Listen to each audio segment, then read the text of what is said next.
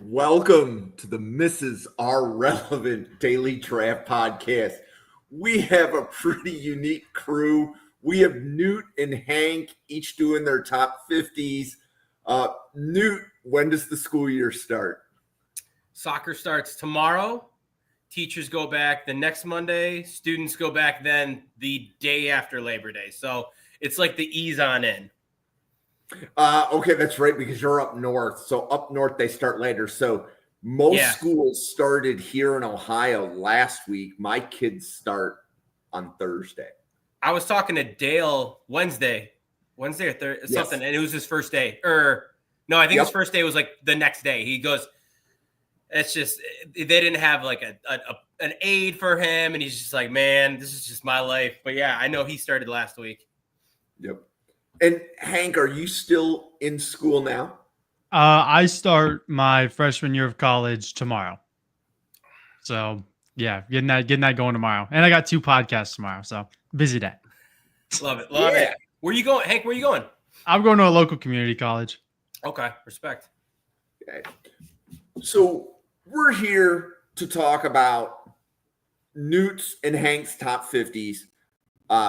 We were doing a little bit of work here before the show to compare them. There's good news and bad news. The good news is that their top 50s have about 35 of the same players. But that also means that we have a lot of players that might be unique to one or the other that the guys don't want to pound the table for. But Newt, who is the first player that you want to talk about? I think there's going to be a big elephant in the room if I don't bring this up. And so Hank has a blue chip grade on Makai Lemon, the receiver out of USC. And I've watched him. I've seen him. I'm just trying to look really quick. He comes in for me at number 63 on my whole board. So, and like, I know I've listened to, and he was like number 1, I think, for Trevor Sikkema. And I've heard like a ton of hype. And then I've heard kind of like middling things. I love the player. I love the flashes. I love the route running. I think there's some size limitations. But like, Hank, sell me on Makai Lemon. Why should he be in my top 50? So the first thing that caught my eye when watching Lemon was his burst off the line in off coverage. I mean, he gets going in a hurry, 0 to 60 very quickly. I feel like everything he did had attention to detail. He showed effort and physicality when blocking, which is what you want to see when you're 5'10", 190. It's not like he's going to overpower these guys, but he wants to block. Only 1 drop last season. And the biggest thing for me is it felt abnormal for him to not be open. And I think that was the biggest thing, is that when he was actually covered, it just didn't feel like a real rep. He's not afraid to work across the middle of the field at his size. After the catch, I think he's super impressive. I think his contact balance is good. But, I mean, I agree with you, the size limitations. He's probably just the slot guy in the NFL. But I think that's honestly where he's the most dangerous. And I think that his biggest struggles do come against corners with abnormally long arms because he doesn't have himself that length. But for me, this is a top 5 guy in the class, and I really like Makai Lemon. He's been my wide receiver 1 since day 1 of summer scouting. No, I mean, like, blue chip grade speaks to it. I think that when I look at it, the biggest thing I think that I probably don't see the same as you is the separation. Like, I think that he is okay, but it really didn't floor me. I mean, what you said, ball is in this guy's hands. He's a yak king. I mean, you see the punt returner in him.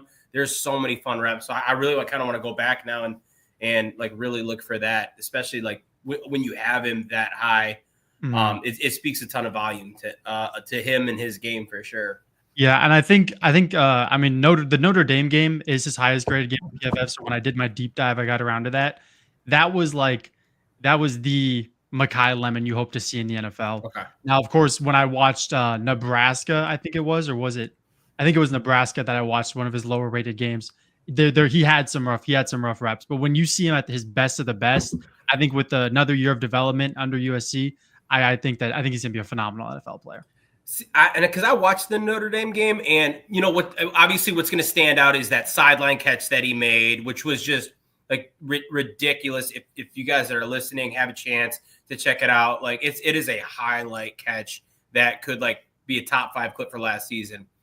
I thought for me, he didn't live in that separation, but for his size, for the way he plays, I thought he was one of the best contested catch players, which I think is really, really good. When you talk about like that size, when you talk about the physicality that he has. So I need to go back. I need to look a little bit more at that, because I know that there's been a couple guys that have been like, this guy is an absolute dude, even with a smaller frame. So I want to check him out again for sure. Yeah, I think you should check him out. Well, I can just go right into the player that I want to address first. Probably the biggest elephant in the room, my number one player on the board, Xavier Scott out of Illinois. It's not it's not a surprise though for me, as far as I'm concerned. It's not a surprise for you, but I mean the number one player, that's what gets a lot of people off balance with him. The thing that really stands out about Xavier Scott, of course, is the Kansas game, which if you just watch the Kansas game, you're thinking you're watching one of the best corners of all time. But in reality, he beat Kansas by himself, and even his worst, or I shouldn't say worst, less good games aren't disappointing. I think he has near elite technique. He reads the quarterback well. He's an elite special teamer for Illinois. Great processor, elite at the catch point. He only missed 3 tackles last season, which for 5'11", 198 is super impressive. I think he's elite in zone coverage. He has experience playing in the slot, safety, out boundary corner, but he's an NFL slot or nickel, either one. And he plays bigger than his size. He really has a nasty streak. The only thing really is there are athletic concerns, but I think that his technique and his overall just prowess as a football player make him the number one player in this draft. I don't want to get too caught up in can he run a 4.3? Can he run a 4.4? At the end of the day, if he's going to go out there with elite technique and an elite IQ and make the right decisions, you can't get a better football player than that. I think no matter what NFL team he goes to, he's going to make an impact from day one. No, I mean, I totally agree. So for everyone out there, like Xavier Scott is number 5 on my board. He is the player that is just next to my blue chippers. So I've got 4 blue chippers, and then I have Xavier Scott. He's CB1 easily for me, and everything that Hank said, I echo 100%. I'm going to just even bounce off a little bit more. His career missed tackle percentage is 8.2%, which when you're playing that cornerback position, you're having to make a lot of those open field tackles that are not easy at all. He did play a fair amount in the slot. He had about almost 2/3, almost 60% of his snaps from the slot, which probably speaks a lot to, he is maybe a little bit smaller. I don't want to say he's not tiny. He's 5'11", kind of in that range, but he's going to be that thumper in the run game. I get shades, and he's not the athlete by any means, but I get shades of Cooper DeJean when you talk about a guy that could step in, be a nickel, just be an absolute run stopper, and completely change a defense. And Cooper DeJean was a blue chip guy for me. All the way through loved him. I'm glad that he had the season that he did at Philly. Scott, as you said, not the athlete, but what he's what you want as a nickel. I hate it when you take a tiny defensive back and you say, well, play him at nickel. The guy can't play against the run for shit. He's not going to be a good nickel. Just because he's small doesn't mean he should be a nickel. Xavier Scott is what a nickel cornerback should look like. Hell, I think he could flex outside in certain situations. I don't want him living as a boundary corner, but I don't think he is pigeonholed to that. But yeah, I have the same things that you had. I think the long, it's not even the athleticism truly, it's the long speed for me. Yeah. That is really going to be the question. I want to see 4.5s from him. If I see 4.6s, I'm like, damn it. Yeah. Because I think that's going to kind of kill him a little bit. But Brian Branch, 4.62? Look where we are now. And he's playing the one of the best. position. Yeah. I mean, and also one penalty last year. Another great thing about him. He's not a penalty machine. He doesn't grab. He plays smart. He's so good at football. And I was in person at the Kansas game. I watched that game in the stadium. That's nuts. When the moment I saw that, I wrote his name down because I knew he wasn't coming out last year. And I wrote his name down instantly the beginning of summer scouting, threw him at the top of the board. Then I threw on the tape and I was like, yeah, I made the right choice. So I'm standing by Xavier Scott until I'm proven otherwise. No, I love it. Once again, top 5 player for me in this draft cycle. Not quite a blue chipper for me, but oh man, about as close as you can get to being a blue chip prospect for sure. Yeah. All right. So where do you want to go next? Yeah, where do you want to go next, dude? Oh man, let's take a look at. So I know a guy that I am going to be a lot higher on than you, Carnell Tate. And we talked about wide receiver a little bit. We can come back and hit a couple other positions, but I know Carnell Tate for me is going to be a player that didn't make your top 50. Mhm. Where do you? And I know kind of you have over 100. Where do you I have about him 230 right now. I mean, look at him flexing on me. He's a Bill Scott or Bill Sparks in the making. Look, like where do I have? He's going to be talking about 500 guys on his board next year. I have him at 80. So what do you hate? Why do you hate Carnell Tate? Why do you think he's undraftable? Not even undraftable. I mean, he's wide receiver 8, but I would say let me start with the positives. Let me speak good on this kid. He has a big frame, long arms, and somehow he plays bigger than his frame. Love to see that. Reliable and secure hands. He knows how to play at a tempo. He's not all go all the time. And I think that he's a smooth runner. Yeah. But his route running has a way to go, in my opinion. I think that he just looks lazy on a lot of reps. And I think that that's one of the biggest problems a lot of people have with him is that when he's running some routes, and I think that he knows he's not the first or second read, I think that he's just like, okay, I'll take this play somewhat off. I mean, he's still available. He's not walking, but there's clearly some jogging. I think that for his size, he shouldn't be getting rerouted by contact as much as he does. And I think that a lot of his production and a lot of his good plays come from other people being on Emeka Ibuka, being on Jeremiah Smith. So I want to see him just show more effort, and I'm bumping him up probably into my top 6. But right now for me, it's just more of an effort problem than it is what he could be a talent problem. No, and I definitely see. So I see the point you're talking about with the route running. I think he rounds his routes off too much. I think it's not crisp. It's not necessarily what you'd expect from an Ohio State wide receiver. You talk about him getting bumped off his routes. I mean, what is he, 6'3", 191 pounds? 191, yeah. Yeah, so I mean, he's light. Like he has to, at that size, you have got to put on some mass. We were talking about Travis Hunter last year being 190 pounds at 6'1", and him being like a little thin.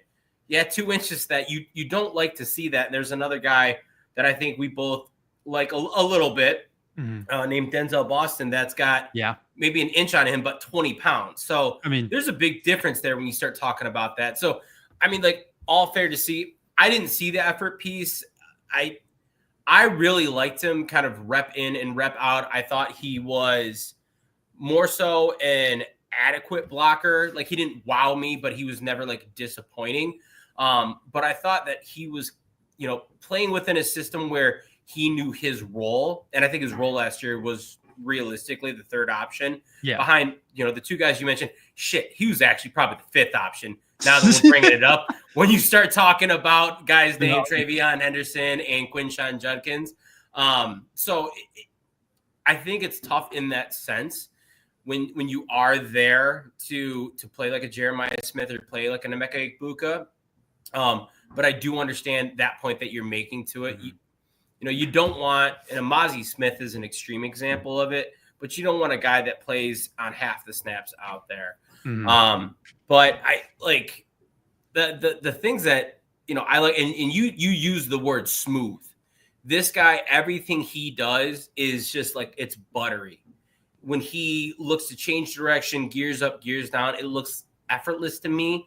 I think the body control looks like he is really almost like floating on a cloud, as dumb as it sounds, but it really looks like he's kind of able to be out there and spend a lot of time in the air and have, a good amount of say over, where he's able to get to with his catch radius. So he's wide receiver 1 for me, which is obviously why I wanted to bring that up. I think and like, to be fair, he's number 14 on my big board. A guy that, yes, he's wide receiver 1, but I don't necessarily love this class as a whole. So definitely someone that I wanted to talk about. Yeah. So I have a question. So Hank, you have several defensive tackles in your top 50. You want to rattle off their names and then discuss, like, I mean, both of you have Peter Woods with a blue chip grade, but discuss the players that you have after Peter Woods. Yeah. Yeah. So my defensive tackles that come after Peter Woods, who is just insane at football, are Kristen Miller, Caleb Banks, Santana Hopper, who I'm going to talk about. I think Cole Brevard's in there, and then Dominique Orange. So I think I have 6 in my top 50. And the one that I'm going to touch on right now is Santana Hopper, because I don't think 99% of people who have done summer scouting so far have watched him. But I mean, he is worth. I'm literally your adding time. him to my database Yeah. right now. So I mean, keep talking. I just when I went on PFF and I looked up pass rush win rate, and I looked for guys, with the higher ones and with good snap counts. And his was sitting at 18.5% with over 200 snaps. So I was like, okay, this kid, I need to put him on my board right now. Yeah. Was at App State last year, transferred to Tulane, redshirt junior, 6'2", 265, plays a 4-eye or a 3-tech, not your nose tackle, 1-tech. He's coming off the edge a little bit more of like I'm not saying he's Micah Parsons, but like the Micah Parsons kind of lineup with you see in the NFL. But I mean, with the things that you see, his hands are super quick and they're active. I mean, he is always hand fighting to gain position because he understands that he is a little undersized. I think he should be playing closer to 280 to make a real NFL impact. So what does he make up for with it? He uses his hands at such a high level. He uses leverage against linemen. So his push pull or even just a pull, he's throwing linemen to the ground constantly. I mean, whether the run goes his way or not, I posted a clip against Clemson where it ended up being an RPO and they threw the ball. He still threw his assignment on the ground because he just pulled so violently with his hands. I think that he plays with a different level of motor, anger, and tenacity. He adapts for his size with high IQ moves. He's always chasing plays he can easily give up on. And I was just out of this world impressed with this film. There's a legit NFL role for Santana Hopper if he can maintain the 4-eyes or 3-tech, role for an NFL team. I think if a team really is looking for one of those, he'll go high in the draft. But some of the problems, he does have reps where you can see the weight difference, especially on double teams. I mean, he gets pushed out of the play. He looked hesitant. I saw him run one stunt in the 2 games I watched. He looked hesitant on it, so I don't think that he's, super adjustable to those. I think that his first step should be quicker for his size. The bull rush does have flashes, but won't be serious until he puts on some weight. And I think that his chest can get left exposed sometimes. But overall, Santana Hopper is a legit dude with great technique. And if he gets up to 280, I think this is an easy top 60 guy by the time April comes. But for me, he's number 30 on my board right now. I'm super excited to see what he can do at Tulane. So, Hank, if I want a 3-tech or a 4-eye, why would I choose Hopper over LT Overton? I think it really just comes down to the fact that Santana Hopper, I think, just plays. Also, first of all, LT Overton's build, I think, is going to get a lot of people off of him. I think he's 6'2", 275. So it's kind of an awkward build. And Santana, I'm not saying that he's, not done anything awkward. I mean, he's 6'2", 265, but his build doesn't look awkward, is what I'd say. But like when you see LT Overton, he does kind of just look stocky, in my opinion. I think that Santana Hopper's technique is better. I think he knows how to manipulate linemen better.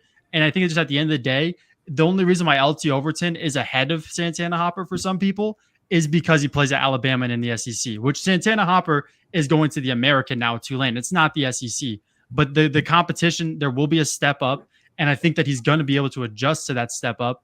And I think that if you just turn on the tape, he dominates linemen for his size and in ways that he shouldn't. And I think that he deserves a lot more recognition. I mean, what was your defensive tackle board in your top 50?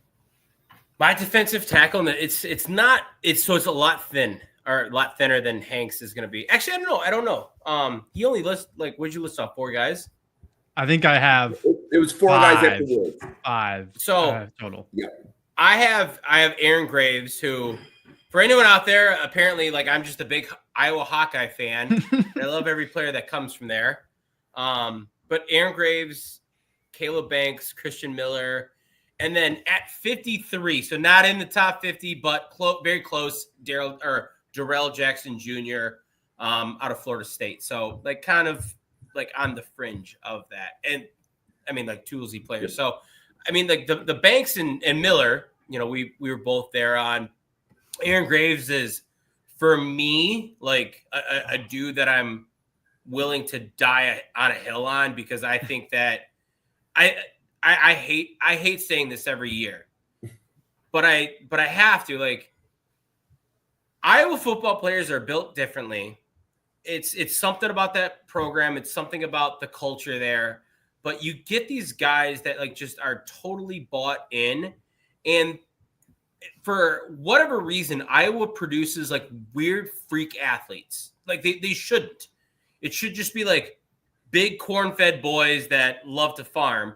But here we are talking about, guys like Aaron Graves, Logan Jones, who is an absolute freak when it comes to the center position. Bruce Feldman agrees with me.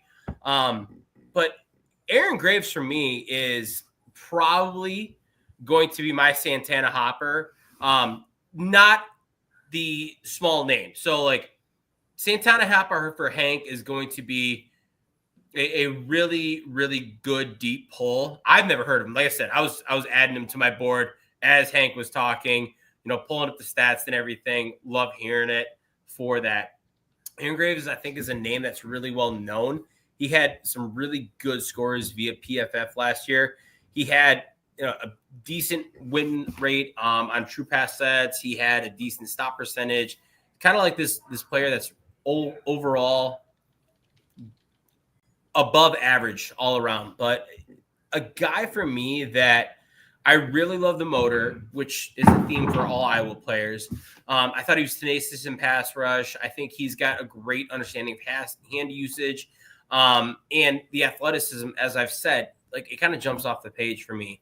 So I think Aaron Graves is going to be a name that gets brought up. My guess, consensus, and I'm not like up to date on this right now, but I'll bet consensus puts him maybe like fringe day 2, day 3. Jim, you're probably a lot more in tune to that than I am. So yeah, and I don't talk about consensus. I talk about who's podcasting on him. But like you've heard his name, definitely. You are not the first, but the number of people that have him in the top 50, Newt, I can count with 2 fingers. So, well, but here's what I want to point out, right? We don't know which players were early on. Yeah. Right? So a lot of the exercises that we're going through right now, it's about, hey, Hank's really high in these guys, Newt's really high in these guys. We may learn more about who you're high on because that might mean that you're early, because not everybody has watched a Dominique Orange or not everybody has watched an Aaron Graves yet. Yeah. Right? Like, I mean, the work that you guys do to watch film, you can't get to everybody at the same time. Right? Unless you're Bill Sparks, who goes into a lab and then comes out with a 400-person big board, right? So from that standpoint, that's why we will continually do, this is not the first top 50 show we've done. It won't be the last. But it's really about figuring out who one person is higher on than the others. And we should also point out that a couple of the defensive tackles both of you had. So both of you had Caleb Banks from Florida. And as best I could tell, you guys had him in the same tier.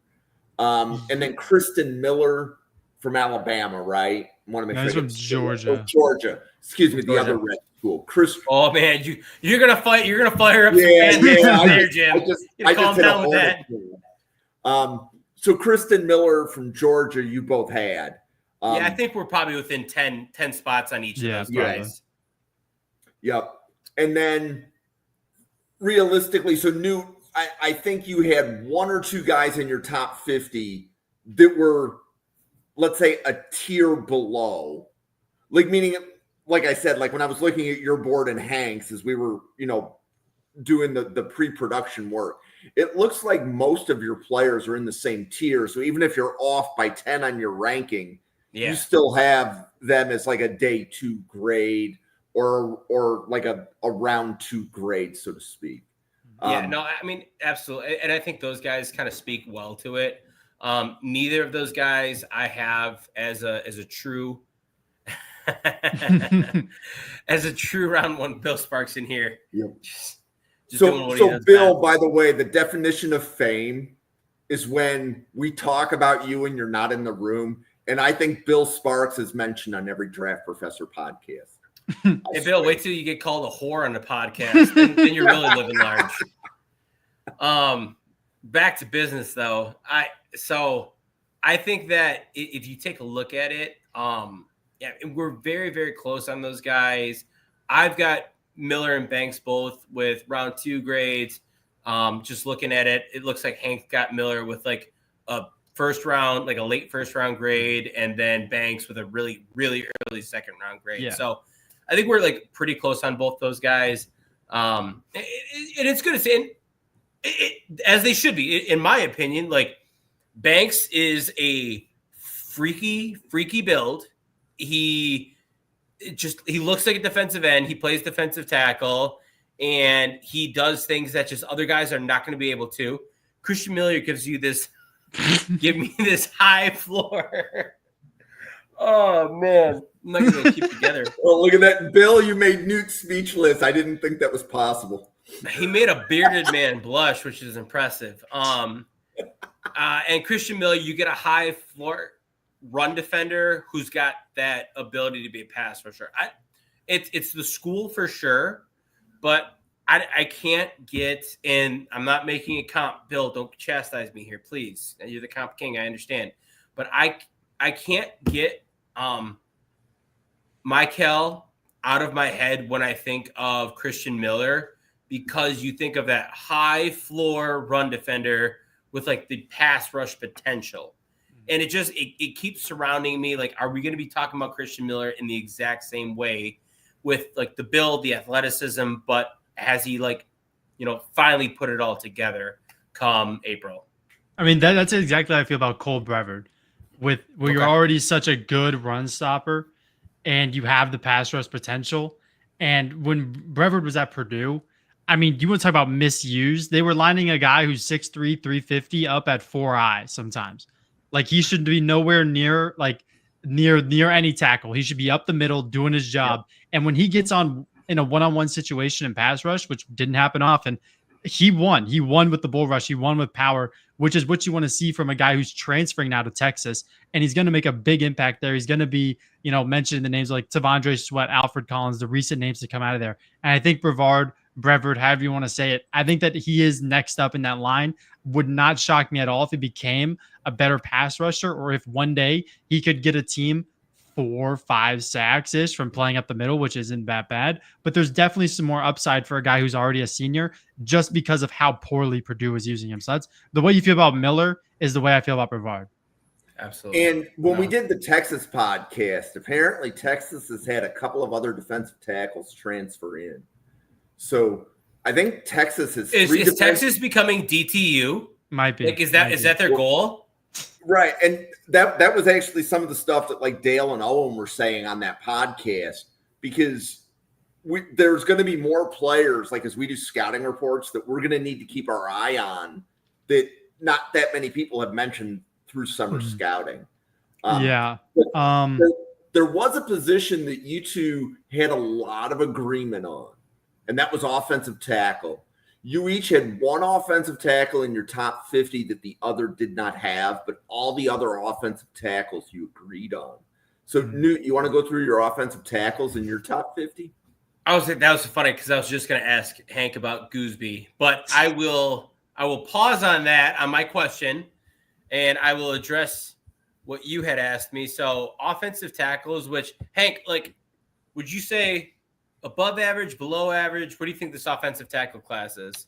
I think right now, without knowing who's going to declare and who's not, above average. Above average. Yeah.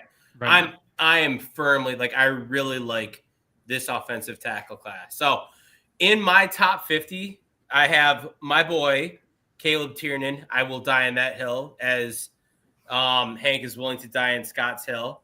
Mm-hmm. We go Maui Goa. How it's not pronounced Maui Goa. I always say it wrong. Maui Noah. I think it's an N instead of a G sound. Maui Noah. Okay, yeah. So Sissy Maui Noah, as Dane Brugler has pointed out, is his nickname. Caden Proctor, Caleb Lomu, who all of these guys first round grades for me. Like, dudes, in my opinion. Spencer Fano, who I'm probably lower on than consensus, but I think he's still a phenomenal player. Xavier Chaplin, which I know Hank hates, thinks he's undraftable. And then Isaiah World is the last player that fits in my top 50. Yep. Let me see. Where do I have Chaplin? I know Chaplin. Probably like, I don't know. You said you graded 230. You said like what, 230? 79. So he's one spot ahead of Carnell Tate. Of course he is. And then, Hank, you had the same tackles, but you also had Trevor Gooseby from Texas. And that's who I was going to ask Hank about. From Notre Dame. Mm-hmm. Yeah. Okay, so Gooseby, one, probably not declaring this year. But when he played, I think he started or didn't start, but came in for a leave from Kelvin Banks. I think he played left tackle against Texas A&M. So 2 games of like full experience. Impressive. I mean, he's 6'7", 314, redshirt sophomore. He shows good athleticism in space. He finishes with a nasty streak. I think that he's a very high-level pass blocker for his limited time that he's played. And I think that his technique is already pretty refined. He was shutting down guys like Nick Scorton, even had some positive reps against Shamar Stewart. So those are NFL-level talents. But the main problem was there are some mental lapses in the run game. And I just saw him falling over a lot. Not even in the play, just getting pushed to the ground. And I don't know if it's a balance thing, a footwork thing, but something needs to be refined to where he just can't be on the ground as much. I will say you did put me on to Caleb Tiernan, Newt, and I watched him. He's my tackle 1. So I thank you for that. Yes, he is. Yep. You're damn straight he is. But Charles Jagusa, I think his nickname's the Jaguar. I think that's what they call him at Notre Dame. Another redshirt sophomore. He can't be coming out this year, is he? No, he's not. And there's a chance he plays guard. He's going to play guard, and he's going to play like in week 9 or something like that. Yeah. But from what we saw against Ohio State when he stood in at the Natty, left tackle, very good. And my favorite note that I wrote down was this is the weight that Caden Proctor should be at. He plays at 6'7", 320. Proctor's pushing 360. And this is where Proctor should be at. And that's why Proctor just missed for me my top 50. 1, because his anchor fell apart the last 3 games of the year. And 2, because he's just overweight. But man, Jagusa, what we saw against Ohio State in the national championship when the lights are brightest, it was insane. He had glue on his hands when he latched on, strong anchor. His hands have violence behind him. He knocks people back. And he looks, this is my same thing with Terry Moore, which you have in your top 20. For how inexperienced he is at the position, he looked too good at it. So I think that he's going to be a very good tackle, very good guard. I think he should be a tackle. I think he showed enough positive flashes when he played Ohio State. But again, there are some mental lapses. And I think he can kind of try to do more than he can. He's looking to do too much because I think especially in the Ohio State game, he's going to feel the pressure to, make a name for himself and help the team as much as he can. Just needs to play his role, do his job. But I think that right now, round 2 guy for me, and I'm excited for whenever he comes out to really, go deeper on his tape. I hate the fact because there was I don't know if you know, Hank, but there was or Jim even, there was a tackle from Notre Dame that was injured heading into the college football playoffs, correct?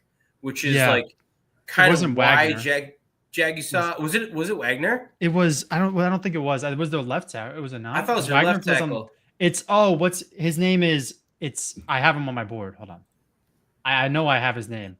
So while you're looking that up, Jaggy basically came in because this guy was hurt, and no, Famoy. I watched him when I watched him on Claiborne, but I have not watched him yet. I apologize, Bill. He's on my list. I for you and only you is the reason he's on my list. So this is who you're looking. This is who you're looking for. Bill's a Anthony Knapp, Notre Dame fan as well. Yeah, so. Anthony Knapp. So I almost wish Knapp had not get. Well, obviously I wish Knapp had not gotten injured because I don't wish an injury on anyone. But I wish we weren't talking about Jaggy just because of like how this whole thing's unfolded, because it's really it sucks for him because like he was a pretty damn hot name heading into summer scouting because of the prolific profile, because of how he played in those last 2 games, and now with the ATV injury, it's just like, oh man, what are we looking at now? And do you think had he been healthy, he would have been the starting tackle. I think you just said he would have been probably guard, right? Yeah. Well, I think that I think that they're going to play him at guard this year because what's his nuts? Anthony Knapp is coming back. So I think that Jagusa is gonna maybe play guard this year. Between Knapp and Wagner. Yeah, probably if I had to guess. Yeah, no, it makes sense to me. So no, I agree with those. And I think it's a player that I going into summer scouting, like basically it was like, damn, I really want to get to him. I got to limit myself to like 10, 11, 12 players, just missed the cut. And then the ATV accident, I'm like, well, I'm probably not going to watch him now, but I've heard all the things that you said. Yeah. I don't know if it feels like a good time to shift completely, maybe 180 degrees to my boy Terry Moore. Go ahead. But, feel free. Yeah, I mean, like, so he is a true senior out of Duke. I don't know if he's going to declare this year or if now with the ACL injury he's going to redshirt. That's kind of a it's kind of a mystery to me because this guy's played 2 years at safety. He played before that running back for Duke for a full season, played running back for Duke. And I mean, saw like 30 attempts between his first season. After that, like he has made just leaps and bounds of progress as the defensive back. And it's just been so incredibly impressive. And the ball skills, the athleticism, the things that you want from a really well-defined defensive back, I think Terry Moore gives you. And it really, really stands out. He's got to add some mass to his frame, which kind of surprises me as a running back at that size. I'd expect him to be a little bit thicker, but he's a little thin. Missed tackle percentage needs to improve. And then once again, I just didn't think the play speed was all that great. Probably one of the reasons they ended up flipping him to defensive back rather than a running back is just maybe some like minor athletic or top end limitations from him. But holy smokes, the reps that we got a chance to see in 2 years of him playing a DB is absolutely incredible. So I got him at 22. That absolutely could change. I don't know if he is gonna declare, if he's going to come back, if it's like a Rod Moore type thing or who is the cornerback out of East Carolina. I'm forgetting his name. Revel. Yep, Simone Revel. I don't know if it's one or the other. So definitely an interesting player. I think a fun player for sure, but we'll see what happens with him. I mean, he's my safety 3, so but he is all the way down my board at number 86. So I think there's a major drop off after the top 2 in the safety class. I'm not as high on Kamari Ramsey as a lot of other people. I like Kamari Ramsey. I think he's at day 2 guy right now, but Terry Moore for me, I think Newt hit everything on the head. The only thing I would add was just the instincts, the instincts on defense that I saw and the ability to diagnose plays just helped him so much transitioning to safety. And he knew how an offense operates just more, or I say at a better level than all the other safeties that I watched, just because of that experience on offense. And I mean, 5'11", 196, not terrible, not great. If he can get up as to a safety, I want more. Yeah, 210, I think would be great. But I mean, it's not like he's gonna lose athleticism if he puts on weight. So he just needs to put on a little bit of weight, and I think he's gonna be just fine. Yeah. So where do you guys want to go with your top 50s next? We've covered defensive tackles and offensive tackles. Hank, I know you really like the running back class. You want to talk about that? Yeah, in the heavy minority for the running back class. I know a lot of people don't like the running back class this year. You got a pretty I don't want to say non-consistent. What's the word I'm looking for? Like unique running back ranking. I think unique running back rankings is a good way to start that. Yeah, Nicholas Singleton outside my top 20 isn't for everybody, but that just is what it is. Damon Claiborne, I've talked about him like 3 times. I think he's special. I think that his patience is Le'Veon Bell like when he was in Pittsburgh. He reads blocks and he hits gaps with conviction and burst. I think he's a great receiver. He makes catches in traffic. He's getting Lili Moe, who Bill loves now, to play right tackle, which was his worst way running according to PFF. I think he averaged like 2 yards per carry running behind the right tackle. So maybe he'll even be able to expand his game even more. But I mean, the one thing that doesn't help him at all is this god awful Wake Forest offense. I mean, the RPO offense that they run, the quarterback will sometimes hold the ball in the running back's arms for 3 seconds and then decide to throw it. It is not an NFL offense.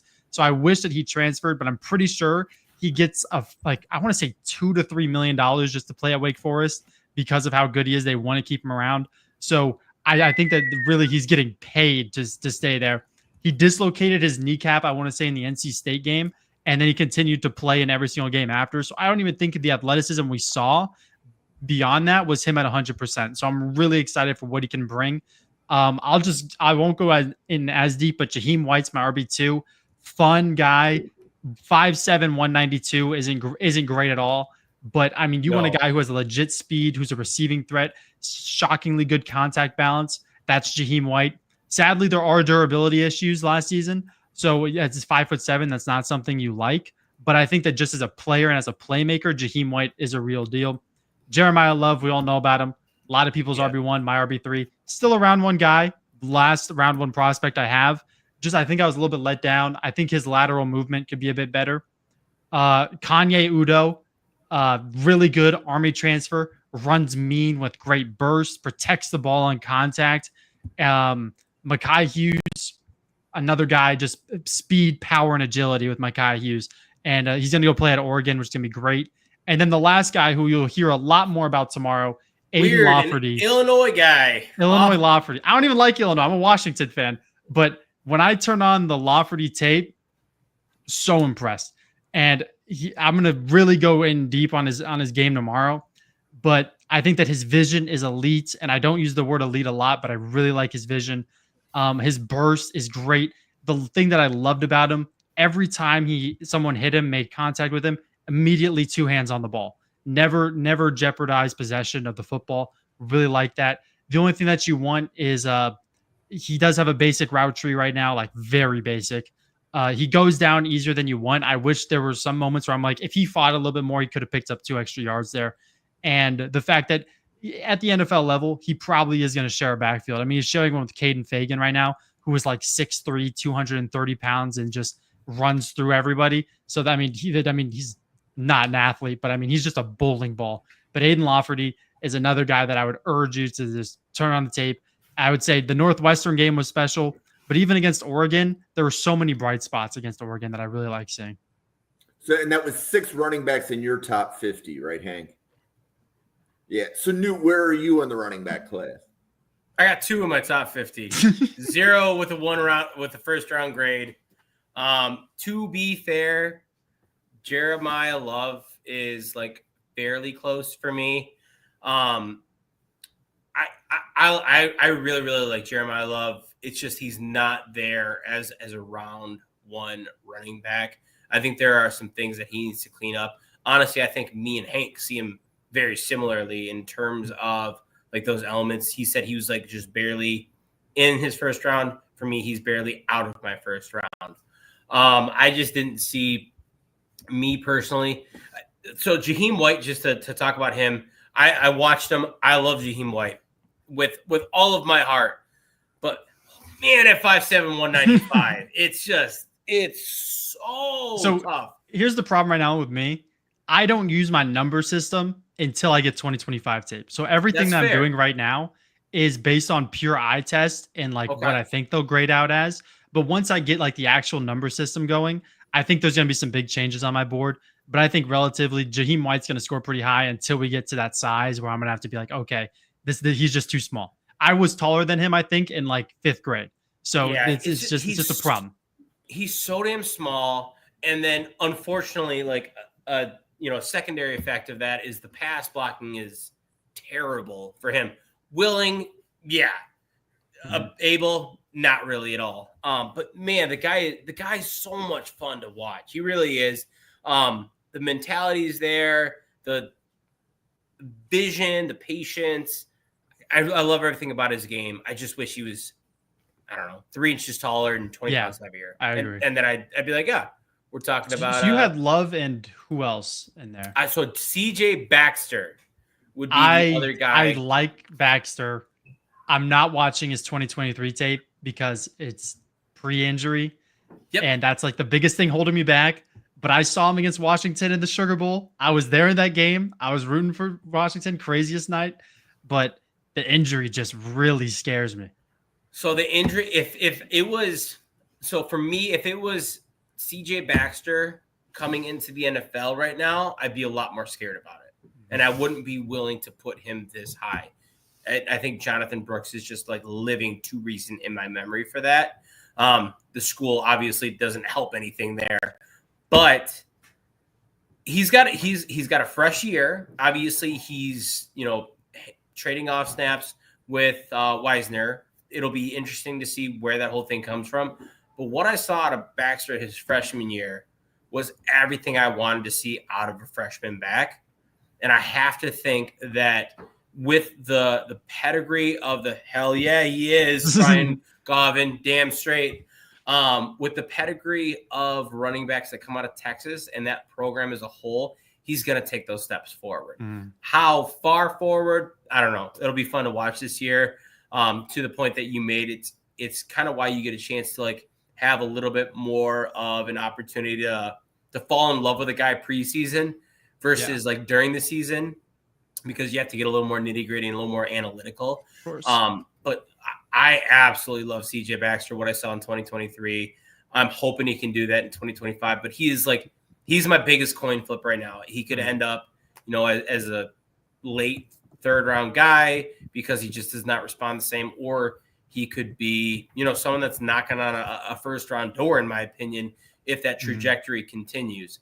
And I will say this, I'll put them out there. Dude, I love Javion Thomas. I love him. Such an electric playmaker. Hank, he was on your top 20 board. Yeah, he's 17th for me. The main thing I just want to see is his role at UCLA. I want to see him have a consistent role. But I mean, you want to talk about speed, and when this guy gets loose, he's gone. He's far gone. There is no catching him. But I mean, he's so fast. And I think that right now, I'm not the comp king. Goodwill Travion Henderson is where I have him right now. He's not Travion Henderson, but if you want a discount guy and then you discount him again, that's where I have Javion Thomas right now. I love that. Well, I'm going to take my last running back, and I'm going to hit the yin to Bill and Hank's yang, and I'm going to mention Darius Taylor, who will not outrun anyone at all. Nobody.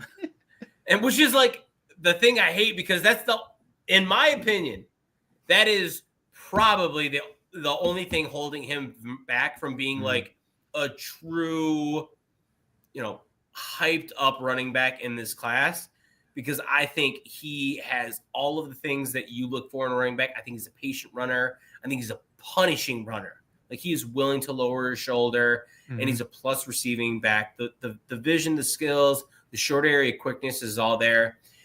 He just does not have that breakaway speed. Like, he will get caught from behind, unfortunately, which sucks, because I think everything he does between the tackles and near the line of scrimmage is so incredibly special that I want to reward this guy. But when you're getting plays in chunks of 10 and 12, that could be in chunks of 25 to a touchdown. It really, really does suck within there. So that's he's 51 for me, not 51? Technically top 50, but top 51. I mean, I have him at RB 16. This is what I'll say. He would be a great Thunder to someone's Lightning. Yep. And his tape is very boring, but it's in the best good, way. But it's good.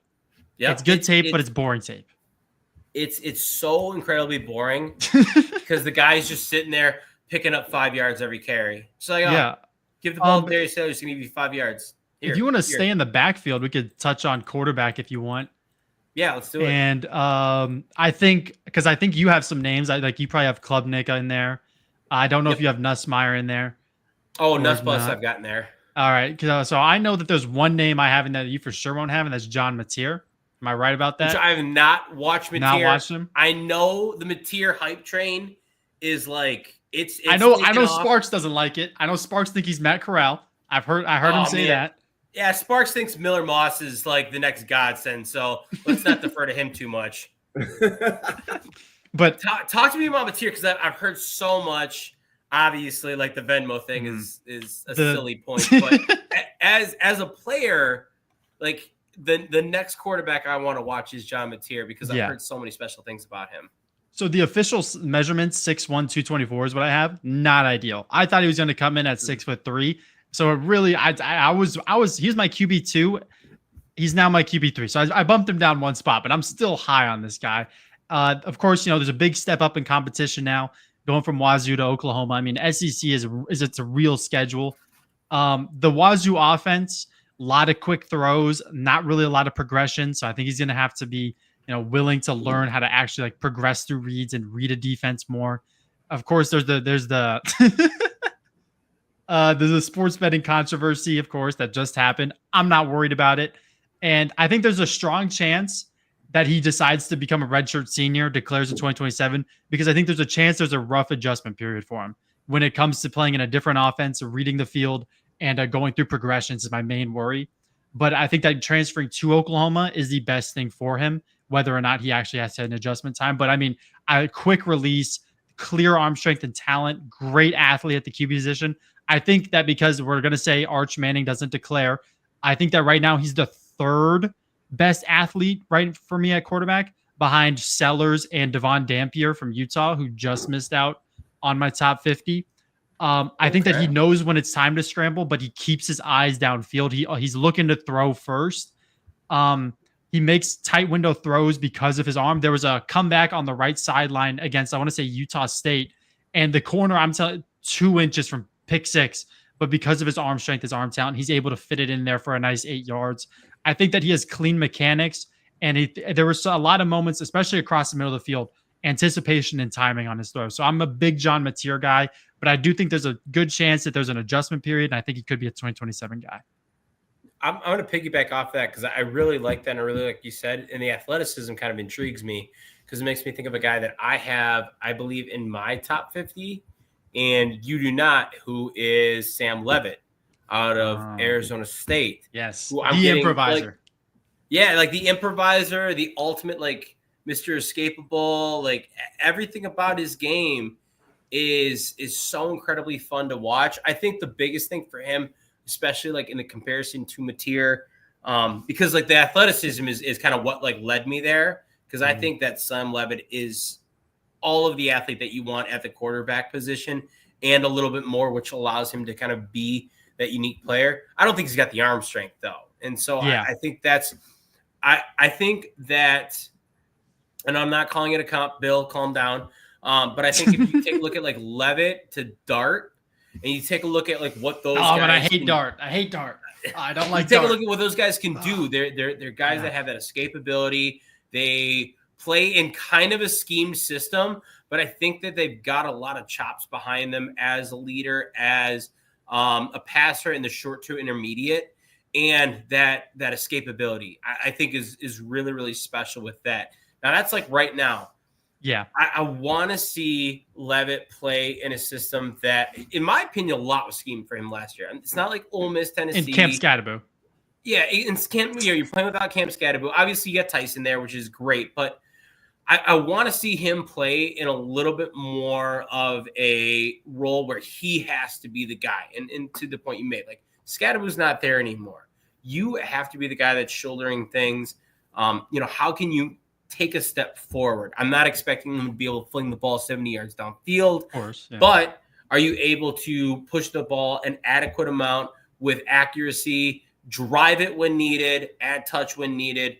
Those elements that are going to come into your game. I don't think he's going to ever be like this special arm talent, but are you able to make the necessary NFL throws that have to be in your resume in order to be in consideration for this round one pick that, I have him as right now I believe a early round 2 talent. I'm sure that he's a redshirt sophomore. He could very well not be there next year. We're talking about him, Lenore Sellers. Obviously, we're not even touching on Arch, but there's a lot of young quarterbacks in this class. Yeah. So if we are talking about him in, February, I'm assuming that it's going to be pretty much a bona fide first round conversation.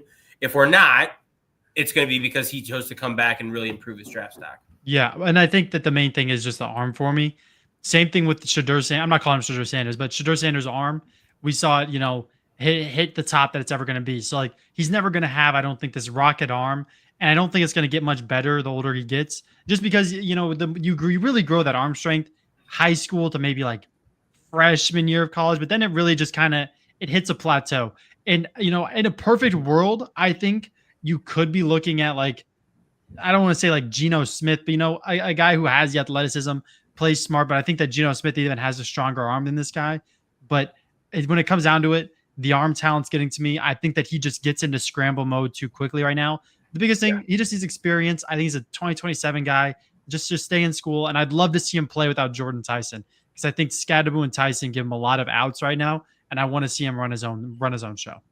Wait, did I just hear you want Tyson to get injured this year? No, I want him to play without Tyson in 2026 season. There you go.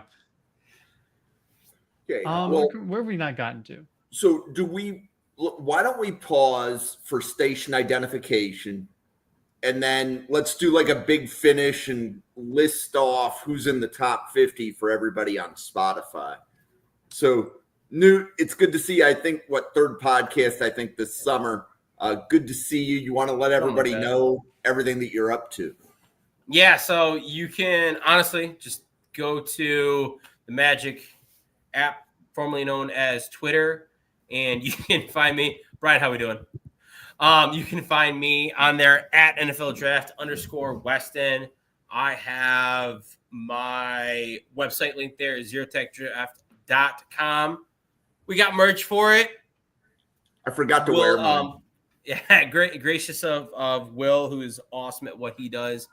I also have my prospect grades. Everything I'm talking about today, everything that I have taken a look at is free and open for anyone to see. I've got that pinned on my profile. So if you take a look at my X account, give me a follow if you're there. I appreciate it. But you can see all the things that I do and I kind of put forward.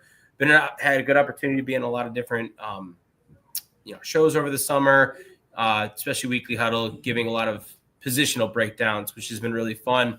But looking forward to, as we get into football season, I won't be doing much for a while just because I coach high school soccer.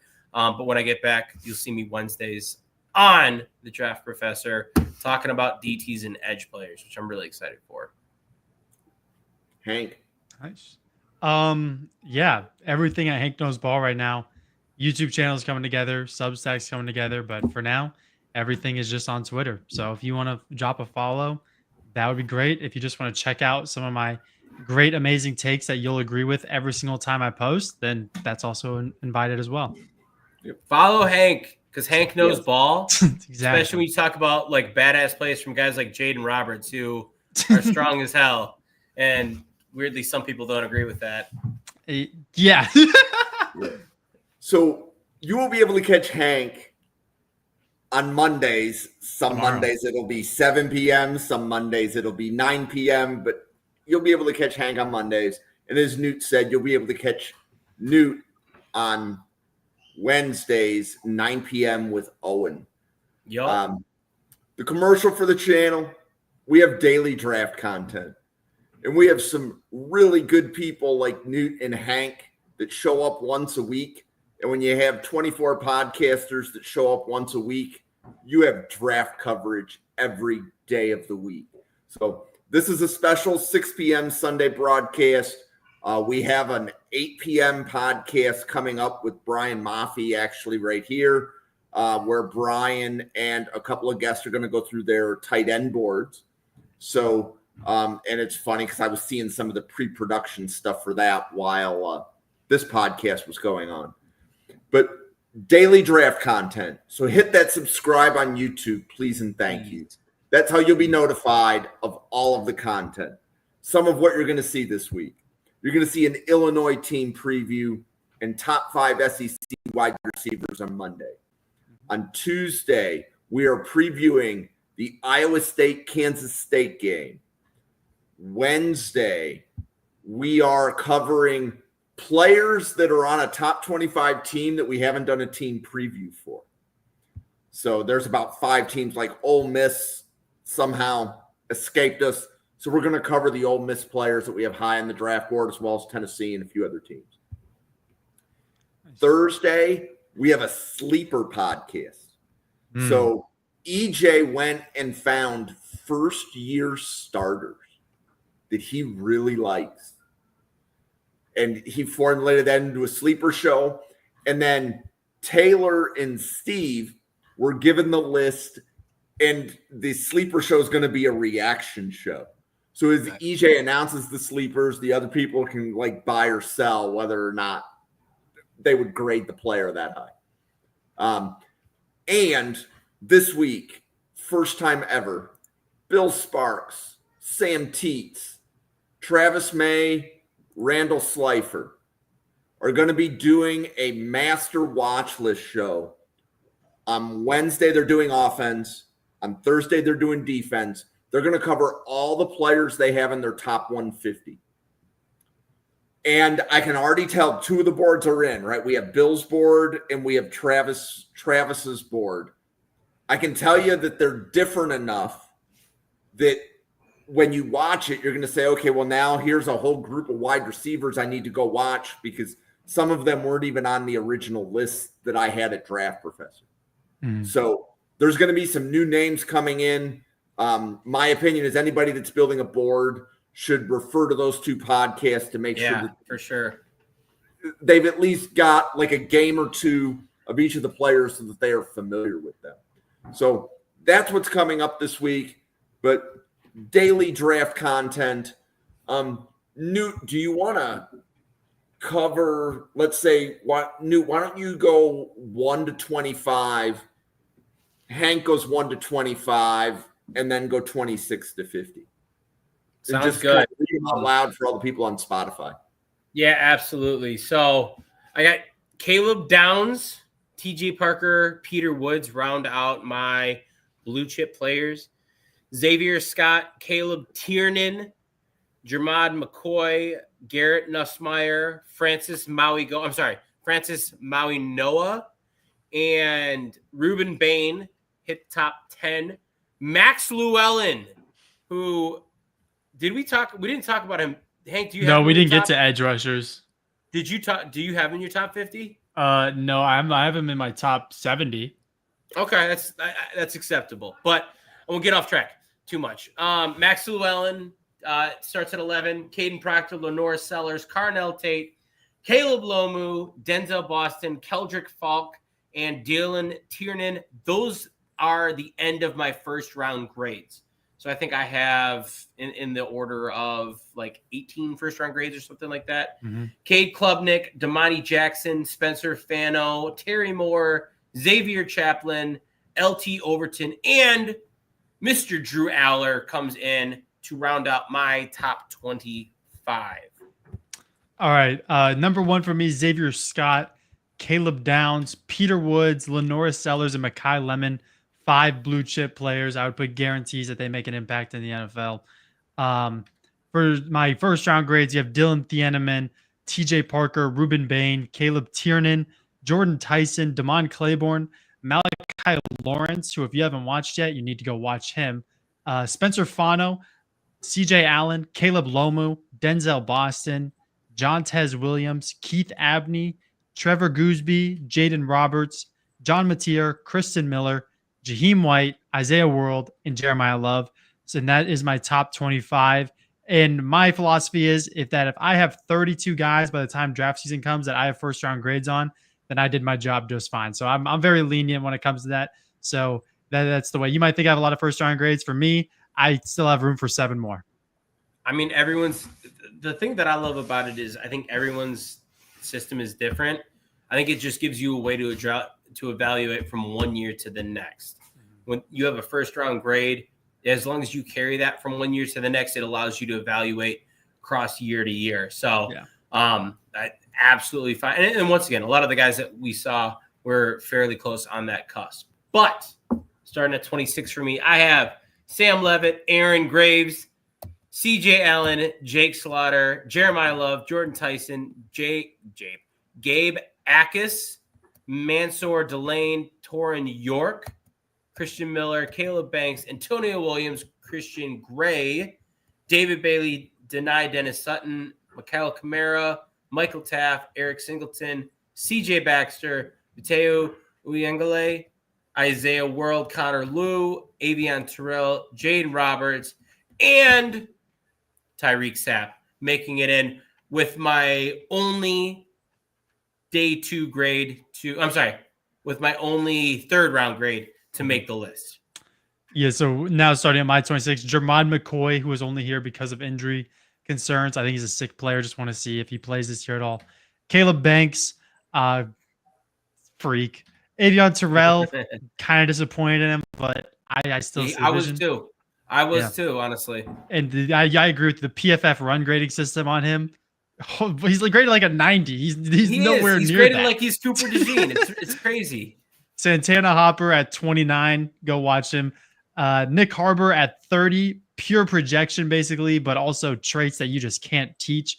He has everything that you want, but everything that you have to fix, you can teach, is the best way to put it. Kanye Udo, Kenyon Sadiq, the only tight end I think that between the two of us we have. So I didn't have one. We're low on this tight end class. Yeah. Francis Maui Noah, who I was disappointed with. I think he's a guard in the NFL as well. Isaiah Glasker, thing with him, he's like 6'5", 235 with like 36-inch arms. He's just, he's built like a Sunday player, and he shows it on film. Great flashes. Cole Brevard, Keldrick Falk, another guy I was disappointed in, but I see the vision.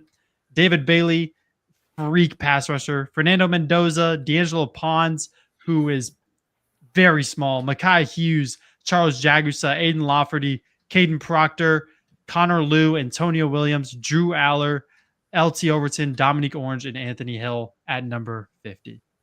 Okay. Nice. I will paste both of those lists into the YouTube notes section if anybody wants that. So we've been going here for a little bit more than an hour. Newt, Hank, appreciate you guys taking a little bit of time out of your weekend to share your boards. Hank, I will see you tomorrow. Yep. Newt, I think I'm going to see you in about 2 months. Sounds about right. Sounds about right. Good luck with soccer. You said soccer practice begins tomorrow? Tryouts are tomorrow, bright and early. So, yeah. Cool. See how that goes. Well, for the 87 podcasters at Draft Professor, for Newt, for Hank, for myself, thank you so much for watching, everybody. We'll see you on a podcast again in about 50 minutes. Thank you.